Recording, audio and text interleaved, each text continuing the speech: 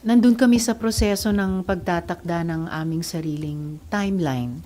So yung free will na binanggit ko kanina ay ginagamit na rin po namin sa sarili namin. So, it remains that you will announce by end of the year or first quarter of 2027. Tama po ba? Yun yung task that we have set ourselves.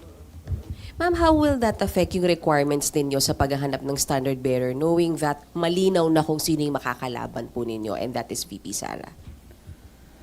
Well, dahil ilang taon na rin kaming magkakasama at regular na nag-uusap, bago pa man itong recent important development, patuloy yung pag-level off namin, pagkakasundo kung ano yung aming mga requirements or qualifications na hahanapin sa aming hanay. Hindi po nagbabago yon.